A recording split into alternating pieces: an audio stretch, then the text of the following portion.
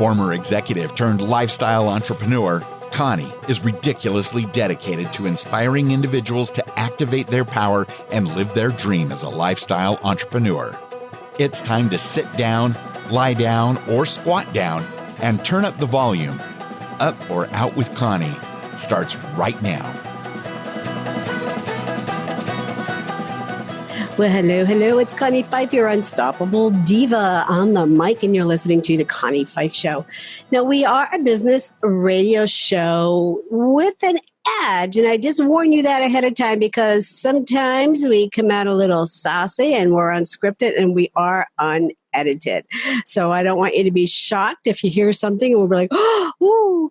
But we just let it all out there because we share. The Connie Fife Show, we are just heard everywhere these days. We're hitting 190 networks. We're in 45 countries. Our listener base, our potential listener base is 5.5 million listeners each month. That's the number that's hitting our website, the combined websites between the Connie Fife Show, Conscious Business Radio, C-Suite Radio, and Stitcher, and on and on and on and on. Oh, I cannot forget iHeartRadio and SiriusXM as well. But they are all out there listening. So we know how many listeners, how many people are touching the site and looking at the show. So that's where we get that number. And if you are looking to get noticed, can you imagine your perfect client in your box each day, in your inbox each day? Well, we've got you covered when you advertise on the Connie Fife Show. We have ad placements available, multiple package ranging from monthly, quarterly, yearly packages designed to fit into your budget. So let's head on to the show because that's what you're here to learn about pricing. How about pricing is positioning? So a little bit about our guest today. Let me start by saying there is something that connects him with a number of people that you may have heard of, like Ellen DeGeneres, Steve Jobs, Michael Dell, Rachael Ray, John D. Rockfeller, and even Kim Kardashian. They all have something in common with today's guest, and that is highly intelligent people without a college degree. And you know what? That's okay. Actually, I didn't have mine. I completed my master's about 5 years ago, 48 years old. And now I just gave away my age, but that's when I finished my master's degree. I was a CEO of the Girl Scouts and Pennsylvania Council, and I did not have my college degree, but unfortunately, when they did their realignment, they wanted a CEO with their degree, and I didn't have it. And it was after that is when I went back to school. But our guest, part of what he attributes this to and him not going to school is that he was diagnosed at an early age with dyslexia. But he got that entrepreneurial bug at a really early age. But, initially he believed, as many people do or too often do, get a job at your local industrial factory, work until you retire, and basically then you're dead. But he said, I am leaving this job 18 years later. He left that job. He left that cushiony job with the benefits and the retirement and the salary. And of course, along with that came all of the bureaucracy. And I'm sure this does sound familiar to a lot of you hearing a lot of that, that political chaos and nonsense that goes on in corporate. But it's people. It's working with people. But what about imagining going home and telling your wife or your husband, telling your spouse, honey, I'm leaving my J.O.B. And that is what our guest did today. And that was in 2009. And as they say, the rest is history. So welcome to the Connie Fife Show, Mr. Paul Klein. Hey, Connie, thanks for having me. I'm glad to be here. What a great intro. I know. You're right up there with some of the greats. Hey, let's just put it out there. I remember applying for the Girl Scout position, and you had some people on the search committee, on the academia committee. This is when when I got the job at Penn's Woods Council, and one of them asking me the question or bringing up and saying, well, you've worked your way through this organization all the way up to this point, and you did it without a college degree. My argument back to them was, neither did Steve Jobs. Yeah, it's so true. I mean, so many people put so much stock in the piece of paper, which really just means that you showed up at class and met the average, the average requirements to get the piece of paper. Mm-hmm. It really matters what you do after you graduate, whether you have a degree or not. It matters if you're going to get out there and, get busy and get to work. Right. Exactly true. And I get that question a lot. What emphasis do I put into having a college education? Now, I'm going to say, if you're going to be my brain surgeon, I hope that you have that training. Yeah. So it's, some people need it, but it's not for everyone. And whether you have that piece of paper or not, what you do with your life is all up to you and how you handle that. Now, I got the piece of paper and I finished a bachelor's. I went out and got a master's. And I've never used it back in a corporate setting. What it did, it gave me that confidence to say, hey, you know what? Because while I was doing it, I was actually called back by the Girl Scouts in Pennsylvania saying, could you come back and coach our CEO? And after saying no a few times with a few choice words, I said, you know what? I think I got a business here. Yeah.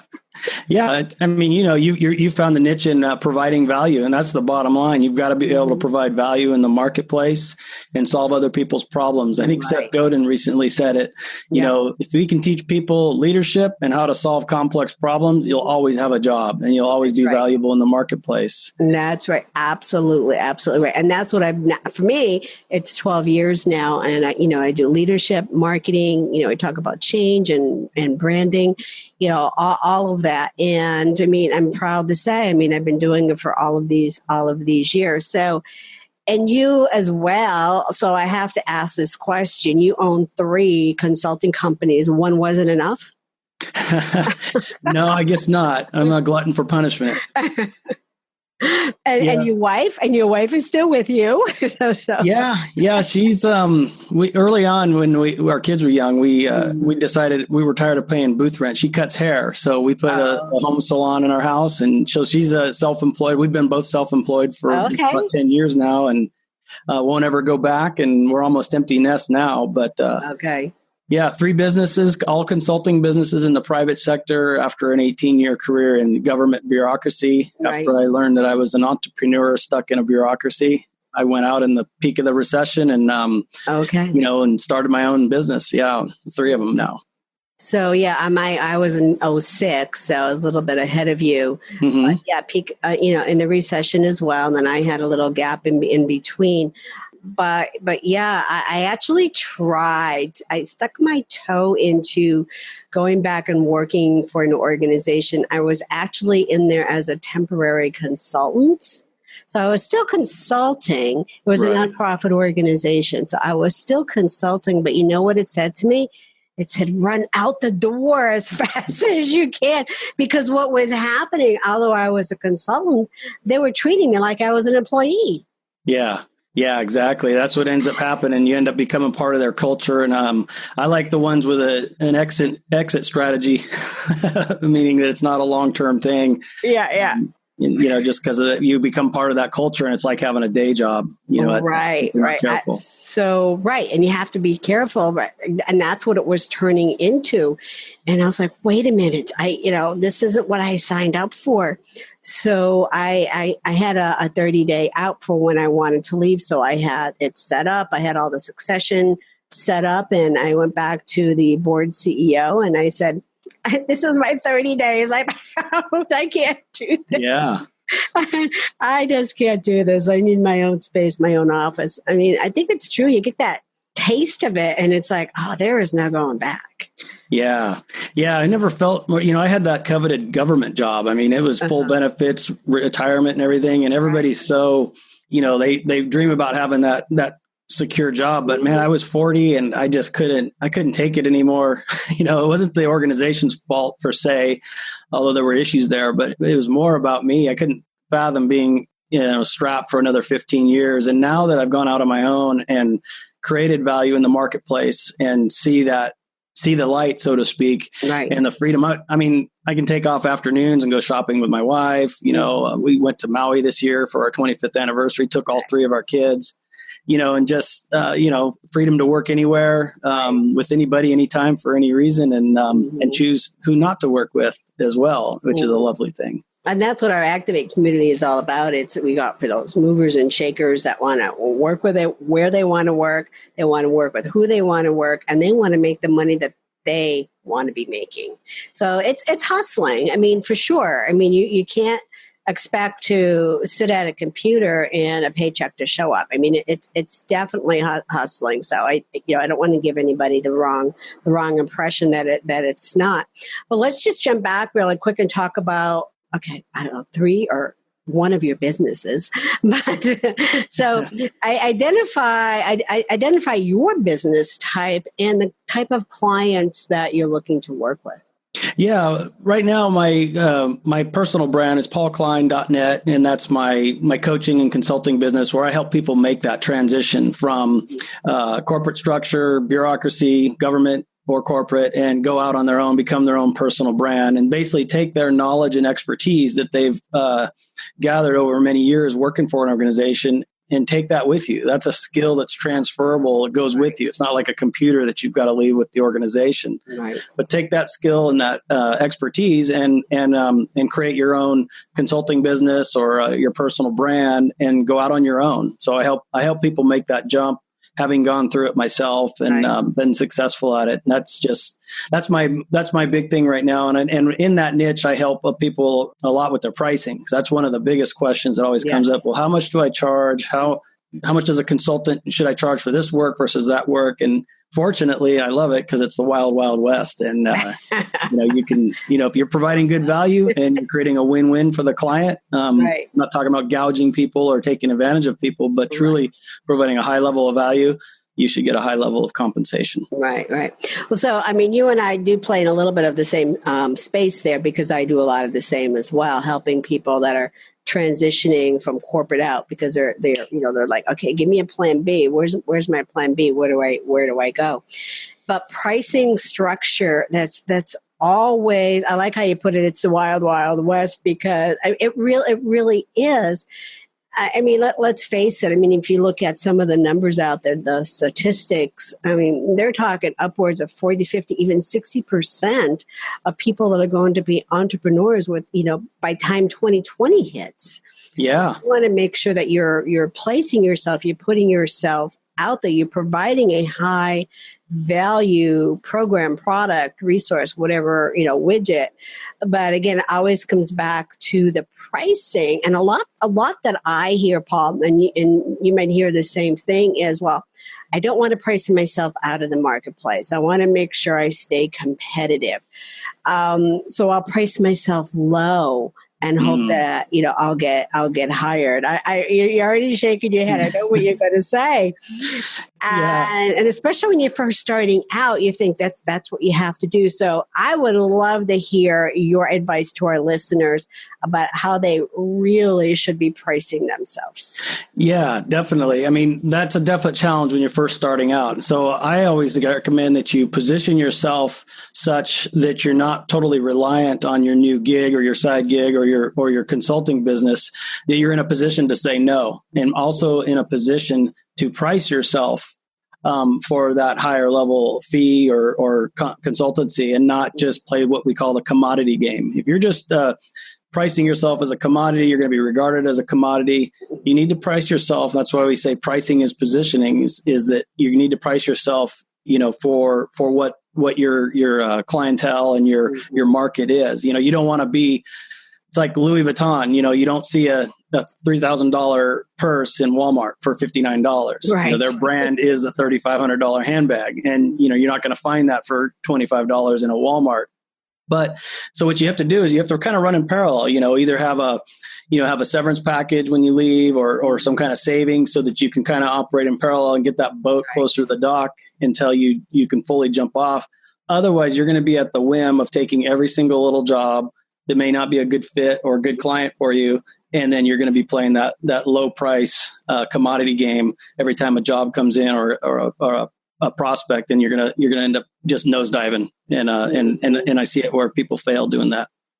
I mean, the best advice for what I just heard right there is to make sure that you have that money in the bank, you have that cushion, you have that nest egg to fall back on while you're building your business. Correct. And unfortunately, too many people are like, I'm jumping ship today, and they're jumping without a life raft. They're just jumping in. And, and you see a lot of quotes and different things out there. It says, just jump in, and figure it out on your way down. Well, that's good maybe if you've lost your job. But even me, when I lost my job, I still had a package that I was leaving with. And so you have to have proper management there as well. Yeah. Proper skills. And then when you do, like you said, then you can position yourself, not as just a commodity and taking any, Lule Walmart specials going on here, but you're really putting yourself out there. And like you said, Louis Vuitton, I bet you Louis Vuitton don't have any Black Friday specials. No. Right. They just don't, or Cyber Monday specials. They just don't. Yeah. They put themselves out there. We're quality. We bring value. This is our price. If you want it, great. If not, you need to learn to take those no's. A great exercise that I'll give people and executives, I will say every single week, get a no. Get a no. Don't go after those yes, because those no's are going to make you stronger, tough skin, and then you'll be able to price yourself where you need to be, especially as an executive. And that transference of knowledge, that transference of skills that you're bringing forward. Not everybody has that. And especially if there's somebody new in a corporate seat, and now you could share that real life experience with them, because it doesn't always come out of a textbook. As we both can agree to that. So many people undervalue that expertise and that knowledge. Yes. And, the first sale is to yourself. You have to value yourself before the market will value you. And, you have all that experience, especially if you've been in an organization for a long time, even if it's just around one little area niche, be the expert in that space and own it. And a lot of people, what they fail to see, like you or even me, when I first left, my organization without having that degree, I didn't have that confidence, because they were telling me, you don't have a degree, therefore you don't qualify. They've changed their policy since. And it's the experience. I mean, coupled with education, yes, but it's that experience that brings a greater value. Absolutely. To anybody sitting in those leadership positions, in those leadership roles. So your 5 pricing arrangements, what's that? What is that all about? Yeah, there's 5 different ways you can charge for your services. But before I get to that, Connie, I wanted to touch real quick. We talked about commoditized business types. I want to touch about the other 2 before we get to the pricing arrangements. The other 2 business types I wanted to mention is productized and customized services. So if you're a consultant, freelancer, expertise, entrepreneur type person, you're going to fall into one of those 3 categories. So you definitely don't want to be in the commodity game. I mean, that's, cast that out. Then you have what's called productized services and then customized services. Productized services are those evergreen products, ebooks, things you create or create a one-to-many relationship. So, your membership sites like that, where you have resources that guides, the PDF guide that you create once and then you sell it, and then, multiple people can buy them. Newsletters are like that, online education, and so forth. So it's important to recognize that, because that's a product set that you can have within your pricing strategy. Okay. And then the higher tier one, where I like to play in, is what I call a customized service business.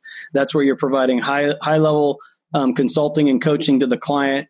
And, there's no efficiencies or scale. You're really pricing that one particular client and their needs, and customize. It's like a custom house versus a track home in a subdivision. Right. And there's a higher tier price for those customized services versus a productized. Because a productized service is priced such that volume's going to, provide the efficiencies of scale, right, versus customized, where you're literally pricing it for that particular client and building the margin in. Right. That's interesting to look at because, and how you put that. I mean, you put it in such an easy a way to understand whether it's a custom home or a track home.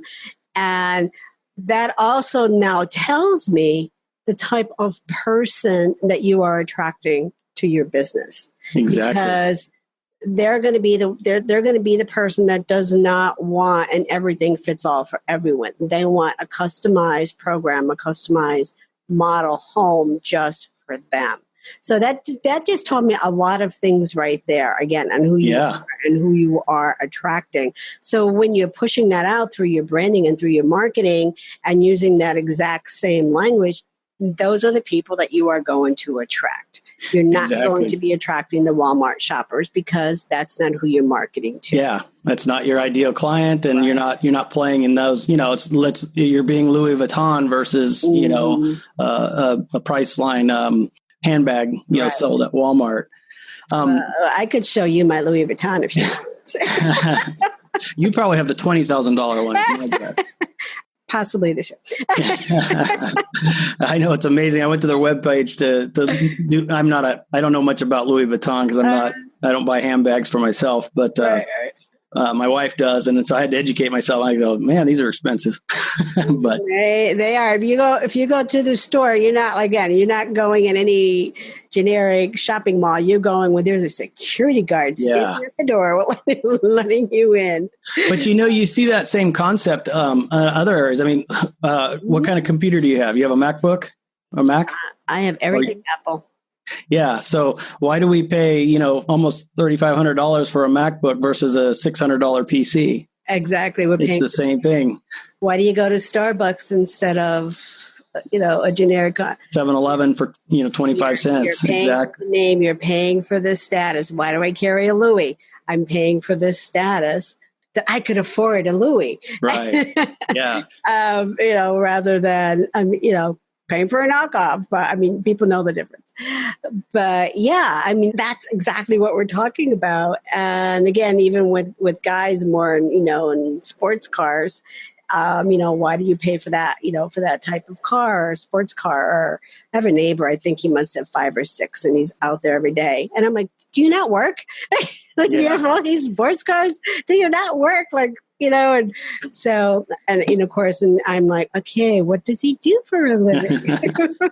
Well, he's got he's probably in a customized service business is my guess, because he's built in the margin and he's charging those higher rates. The Connie Five Show is heard everywhere. You can find The Connie Five Show on most of your favorite networks. It's time to now recognize and thank our major networks for all of their support. In the house, we have Conscious Business Radio, C-Suite Radio, Transformation Radio, iHeartRadio. We are also heard on Google Play, Apple Radio, Stitcher, and so many more that I just can't keep up with them all. I'm Connie Fife, your unstoppable diva. Learn more about our gym and how we can work together at my fancy schwanky website, ConnieFifeShow.com. I'll see you over there. Until then, like, share. Now back to the show. Yeah, to kind of wrap back into the different pricing arrangements. So once you've decided that you're in what I would call a customized service business, there's basically 5 pricing arrangements for that. Okay. The first one that I hate and despise, and most people when they're first starting out will use this, is the hourly rate. Yes, hourly is the death trap, and most people understand it and get it. But one of the mistakes they make is, okay, I was making $50 an hour as a corporate exec, or 80, whatever it is, and then they think I'll charge an extra $10 or $12, and it just, 2 things it does is the margin's never there to cover all your marketing, your overhead, insurance, and it just doesn't work. And then secondly, it always puts you at odds with the client, because you automatically have an incentive on an hourly with an hourly arrangement to take longer because you'll make more money. That's right. The client wants you to get it done sooner, so you're already at odds with the client. Mm-hmm. And at the end of the day, people buy outcomes, not time. That's right. If you've got something in your eye and you go to urgent care and you want it out right now, you don't care, if it takes, you just want it done. You want the end result, and it's the same concept here. Yeah. So we advise staying away from hourly. Yes, no hourly. Yeah, don't go hourly. Then the second one I had was a daily rate. A lot of times what you can do is you can just charge for a daily rate, whether you're there for an hour or 10 hours or whatever, to be on site. It's just a common arrangement in the consulting world. Yes. And just have a flat daily rate that you charge for, $2,500, $15,000, whatever it is. And just have that. So when they engage with you, it's just a flat rate for that. And then the next one I have is what's called retainer arrangements. And there's two types of retainers. There's a retainer for deliverables and retainer for access, or a service level access service agreement, basically where they access you and your expertise. And depending on how much they pay, the more direct access they have to you. Right. Obviously, if someone's paying a real premium, if you're like, say, a coach, I have some of those where, when they call, I answer, unless I'm in bed or something. But yeah, I review those too. Yeah. But you've got to price it. And the problem is a lot of consultants and coaches will price themselves as a commodity, but they'll provide that first class direct access level access to them. And then it really puts you in a bind, because now you're constantly responding to people, and you're, that's right. And you got to make sure you're available and again, being there. I have several docs I work with, and they're the ones that put me on a retainer. Mm-hmm. So because they're so busy, and executives are so busy, executives too, they'll put me on retainer for that exact reason. I'll get a text. This is what I do for them. I'll say, okay, if you need me, if it's urgent, like the one exec a few weeks ago was walking into a board meeting and just needed some reassurance and some numbers on a couple of things. So I said, text me. This way, if I'm in a meeting, if I'm doing something, I'll let you know if I can get right back to you. So, and I do that with the docs as well. Send me a text and just say, hey, give me 10 and 10, something, to that effect. So we have that type of arrangement. But like you said, I actually had one text me on Thanksgiving Day, and I replied back and I said, no. So I've gotten to know him that well. There's like, no, it's a holiday. Yeah.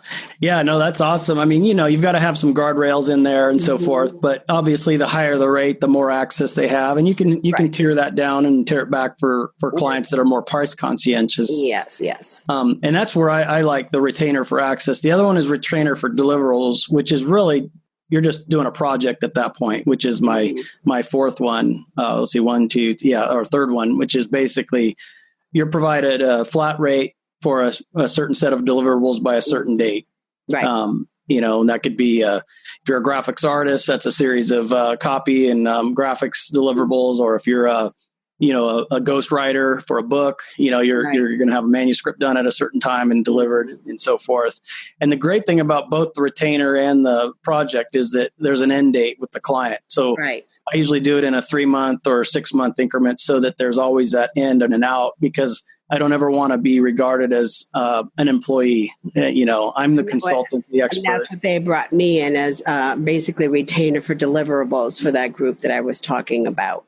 Yeah. And so, when my project was done, it was, okay, we're done. But, you need to remember to avoid not being looked at as an employee. So that's really important. Because they'll eventually start taking advantage of you. Then you'll be invited to the Christmas party, and not that that's bad, but you want to have that more highly regarded skill set as opposed to an employee. Right. And then the last one is what we call value-based pricing. And Alan Weiss, Ron C. Baker, there's a lot of guys out there, Blair Enns, all talk about value-based pricing. Very big in the 90s is when it came out, late 90s I think it was, but Alan Weiss is probably kind of the pioneer on that. But basically what you're pricing the client for their future desired state. Instead of going into a client discovery call with solutions already on your mind, you go in with a totally open mind, have what's called a value conversation with them, find out what their desired future state is going to be, tie some metrics to that, whether that's monetary or cost savings, whatever it is. And if your product or service can save X, then your fees based on that. Right. So that can really scale dramatically in the consulting world. Because if you normally charge, let's say, a $15,000 fee for a cost savings analysis for a production company or something like that, what you can do is you can go back and go, okay, if we can increase your sales and cut your overhead by $250,000, now you get a percentage of that on the ups as opposed to just a flat rate. And you can carve it up in so many ways where you're a partner or you're almost like a part owner in the process. Mm-hmm. I mean, it's again the wild, wild west, and a lot of ways to carve that up and really and groups scale like your that. fee. They like that because especially when they know that you've now taken ownership of that or partnership of that you are going to make certain. Yeah, you've got skin in the game now. So and usually the way that works is the more risk you can take away from them, the higher your fee. The more risk they take on, the lower your fee. So if you can guarantee 100%, if I came to you, Connie, and said, hey, I can increase your coaching and your consulting business by $1 million right within 1 year, I want you to pay me $250,000. You're basically trading $250,000 for 600 or whatever the math is. So when do I hire you? Yeah, exactly. So I've taken all the risk, but if I don't meet that metric, then then it can hit the fan. If you're not, you better be able to guarantee it. So you better be good. That's right. Otherwise, that's right. I need another Louis. Yeah. We want to make sure that hits. I mean, all great advice, great information, because everybody, and I mean everybody, especially when they're stepping out of their corporate position, and there's a lot of history already there that they can base it on. And now, until you're able to really start building up that history and know where you're going, this is great advice to get started, to make sure that you're putting yourself out there as a expert, in a specific area, right? That expert. So then that's when people are going to come to them. So a couple of things. I'd love to continue that conversation, but we're running out of time. Yeah. And so really, really quick, will you ever be satisfied? I mean, you already have multiple businesses. So I have to ask, will you ever be satisfied? Yeah, I'm satisfied. I'm content, but I love new challenges, and I love serving people and sharing things. I mean, I've always had this freedom. I'm an independent, location independent business, and I wish everybody could experience that. I see so many people trapped in that bureaucracy. Yes, feel like there's no hope, and I was there. No hope. Is this what life's all about? And then stepping out of that comfort zone or that traditional thinking, whether you have a degree or not, whether you should stay with a corporate position because it's secure. Right. But once you step out of that and experience that freedom. So I think I love Dan Miller, and I know you do too. Yes. And I just, I said, I'll be like him. I'll continue to work and serve people until the day, Lord calls. So, I'll keep going and finding new ways to serve. I know. And I mean, it's great that, we were able to meet and have that connection through Dan Miller and the 48 Days group. I mean, he was the guy that said to me, he's like, are you all in? Or he's like, do you just have a toe in the water? Like, make a choice and make a decision. And as soon as he said that, it was like, yeah, the green light went on. And again, because I was devastated that I lost my position, and more than I realized. And so, I mean, it was really, like I said, him, to really bring that light out, that the drive in me to say, you do it. Like, what are you worried about for? Just move on and do it. Yeah. And you may have also gone through your kind of having some of your identity with that job. Cause I don't know if you did, but some people will do that. They'll actually tie their kind of almost their identity and their purpose to that job. And that's just a job, and I know you've gone through that now, but that would be my advice to a lot of people is don't hold on to that as your identity or your purpose. It's not who you are. And it's just one piece of an overall balanced and great life. And that was a great life lesson that I learned for myself, because it became my identity. It was who I was. I was breathing it. Everything I did was about what I did with that, as in that role.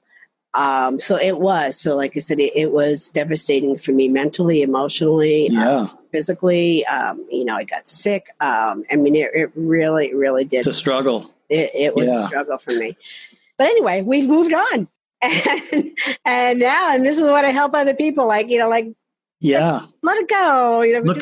Looking back, it wasn't your identity or who you are, and look at all the great things you've done since then. And that's the hope and the message to people here is, yes. And that's my message, right? That I do share with people, there is hope, and, don't die with your dream inside of you, as they say.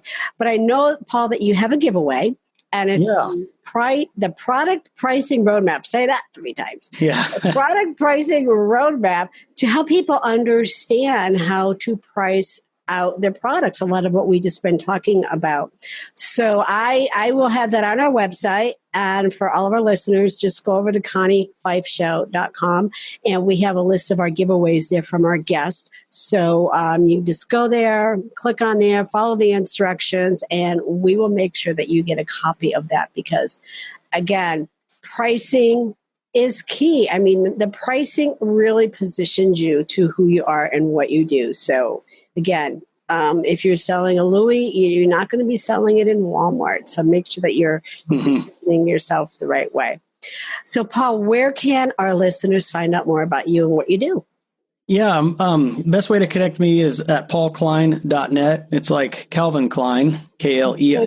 I'm like you, I before E except after L. Yours is I before E except after H, right? Yeah, there you go. Yeah, I know. I said, we just built out a new website, and I said, we're using Fife because I think, people get it now, but we also have it set up, and I'm sure you do too, where no matter how you type it in, it's going to come up. So Paul Klein. Yeah, but I'm at paulklein.net. Pricing is positioning.com.net. I'm on all the social channels, so you can definitely connect with me there. And definitely download the product pricing roadmap. It really helps you establish your brand's what we call value ladder. You want to anchor high, have those high level services all the way down to those low level services. But this worksheet will allow you to fill that in there. And I have an example of how some of those different products and services looked, divided between productized and customized that we just discussed, but it allows you to work through that worksheet so you can take a holistic approach to your pricing structure and come up with a great strategy for 2019 for you and your brand. Awesome. Well, Paul, I want to thank you for being here, and I'm just proud to know you and grateful for everything that you're doing, and you're just doing some awesome work. So keep at it. Keep doing it. All right. Well, thank you, Connie. I really appreciate you sharing me with your audience, and love your show. And we'll definitely keep working together, and look forward to seeing you in the future at some of the conferences and stuff. Great. So everyone out there, just want you to come back often, because we are moving ideas forward, and we will continue to keep the passion of life activated. And remember to head on over to the Connie Fife Show to learn more about our feature advertising packages that we have available. And the Fife Group team is ridiculously dedicated to inspiring individuals just like you to activate your power and live your dream as a lifestyle entrepreneur.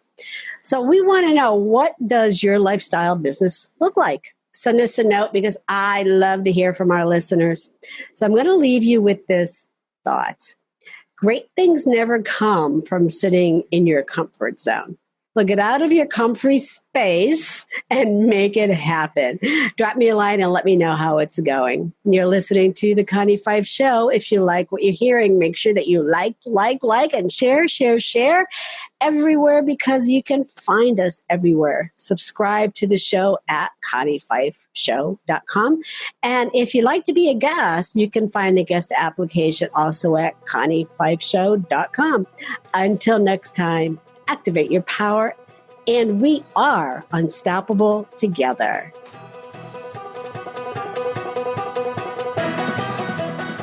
Hey, y'all.